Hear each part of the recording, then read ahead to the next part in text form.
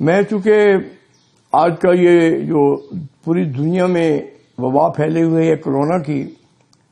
میں بھی اس میں مبتلا ہو گیا اور تقریباً 1 ماہ بعد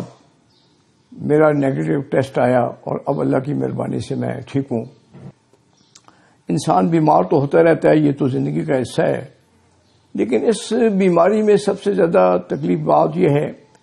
کہ جو آپ کو اکیلا ایک کمرے میں بند کر دیا جاتا ہے اور نہ آپ گھر والوں سے بات کر سکتے ہیں، نہ مل سکتے ہیں، نہ وہ آپ سے بات کر سکتے ہیں، تو بیماری تو اپنی جگہ پر ایک تکلیف دہ ہے ہی ہے، لیکن اس سے بڑھ کر جو تکلیف ہے وہ ہے قید تنہائی، جو اب ایک تنہائی میں پڑے ہوئے ہیں۔ بہر اللہ کا لاکھ لاکھ شکر ہے کہ انہوں نے اپنے حبیب پاک کے صدقے مجھے بھی صحت عطا فرمائی۔ میرے گھر میں بھی کرونا ہوا، میری بیوی بھی مبتلا ہوئی۔ بہر اب اللہ کا کرم ہے کہ ہم سب ٹھیک ہیں۔ اس موقع پر میرے موبائل پر بے تحاشا میسیجز آتے رہے دعاؤں کے، ٹیلی فونکلی بھی، پاکستان کے اندر بھی اور بیرون ملک سے بھی لوگوں نے بہت دعائیں کی ہیں، جس کے لیے میں ان سب کا تہ دل سے مشکور ہوں۔ اور میں یہ سمجھتا تھا کہ یہی کسی انسان کی زندگی کا ایک بہترین اثاثہ ہو سکتا ہے کہ لوگ اس کو مشکل وقت میں یاد رکھیں۔ بہرحال میں تہ دل سے مشکور ہوں، اور اس موقع پر میں یہ بھی کہنا چاہوں گا کہ خدا را جو اس تکلیف میں مبتلا ہوئے اور ہیں، دعا ہے کہ اللہ تعالیٰ انہیں اپنی حفاظت میں رکھے، وہ صحتیاب ہو جائیں، اور جو نہیں ہوئے انہیں میں یہ گزارش کروں گا کہ SOPs پر پورا مکمل طور پر جو ہے وہ عمل درآمد کریں، کیونکہ یہ بیماری خطرناک بھی ہے اور تکلیف دہ بھی ہے، کیونکہ جس پر گزرتی ہے اسے اس بات کا زیادہ احساس ہوتا ہے۔ کہنے کا مقصد یہ ہے کہ زندگی تو اللہ کے ہاتھ میں ہے جتنی بھی لکھی ہے، لیکن میں سمجھتا ہوں کہ اس میں احتیاط بڑی ضروری ہے اور ہم سب کو کرنی چاہیے، اور ہمیں اس کا بڑا مردانگی سے مقابلہ کرنا ہوگا۔ آج اس موقع پر میں کوئی سیاسی زیادہ بات تو نہیں کرنا چاہتا، صرف میں اپنے قائد نواز شریف صاحب کو زندگی اور ان کی صحت کے لیے دعا کرتا ہوں۔ مجھے خوشی ہے کہ شہباز شریف صاحب 7 ماہ کی ایک تکلیف دہ جیل میں وقت گزارنے کے بعد واپس آ گئے ہیں گھر پہ۔ مجھے اس بات کی بھی خوشی ہے کہ حمزہ شہباز صاحب بھی رہا ہو گئے اور تقریباً 2.25 سال تک انہوں نے قید و بند کی صفتیں برداشت کی۔ میں اکثر سنتا رہتا تھا کہ سین سے شین نکل رہی ہے، شین سے سین نکل رہی ہے، لیکن میرے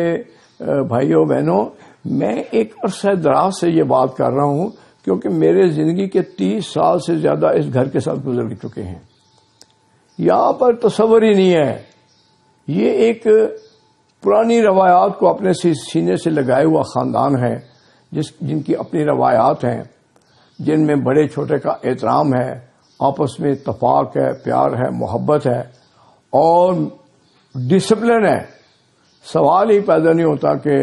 کوئی شین نکل سکے یا سین نکل سکے۔ اور مجھے اس دن مریم نواز صاحب کا ایک انٹرویو میں سن رہا تھا، مجھے بڑا اچھا لگا کہ انہوں نے 2 ٹوک الفاظ میں یہ کہا کہ اس پارٹی کے قائد نواز شریف صاحب ہیں اور اس کے صدر شہباز شریف صاحب ہیں۔ تو اس کا فیصلہ جو بھی ہوگا یا نواز شریف صاحب کریں گے یا شہباز شریف صاحب کریں گے، میں تو بعد میں آتی ہوں۔ بہرحال یہ ان کا ایک اچھا میسج ہے جو انہوں نے پوری قوم کو دیا، پوری دنیا کو دیا، لیکن میں اس بات سے بھی بڑا مطمئن ہوں کہ اس مشکل ترین وقت میں بھی جس طرح مریم نواز صاحبہ نے قیادت کی اور اس قافلے کی جو ہے وہ اپنے ہاتھ میں کمان لی، اور جس جرأت سے اور مشکل ترین دور میں انہوں نے حالات کا مقابلہ کیا، اس میں میں مریم صاحبہ کو بھی خراج عقیدت پیش کرتا ہوں، خراج تحسین پیش کرتا ہوں۔ میں اس پورے خاندان کو خراج تحسین پیش کرتا ہوں، کیونکہ صاف ظاہر ہے کہ میری زندگی کا جو سیاسی آغاز ہے وہ بھی 180 ماڈل ٹاؤن سے ہوا، اور اس وقت ہوا جبکہ ضیاء الحق صاحب کے دور میں غیر جماعتی الیکشن ہوئے، اور پہلی دفعہ نواز شریف صاحب نے بھی سیاست کے میدان میں قدم رکھا اور میں نے بھی سیاست کے میدان میں قدم رکھا۔ اس وقت سے یہ قدم اس گھر کے ساتھ ہی چل رہے ہیں، اور اللہ کے حضور دعا ہے کہ جب تک زندہ ہوں اسی گھر کا ساتھ انشاءاللہ ہم دیتے رہیں گے، پاکستان مسلم لیگ کا ساتھ دیتے رہیں گے نواز کا، اور نواز شریف صاحب کی قیادت میں انشاءاللہ یہ قافلہ بڑھتا رہے گا، اور انشاءاللہ یہی خاندان جو ہے یہ پاکستان کو ان مصیبتوں سے چھٹکارا دے گا۔ انشاءاللہ پھر گفتگو کروں گا سیاست پر بھی، لیکن آج کے لیے ایک دفعہ پھر دعا گو ہوں کہ اللہ تعالیٰ آپ کو اس مصیبت سے نجات دے۔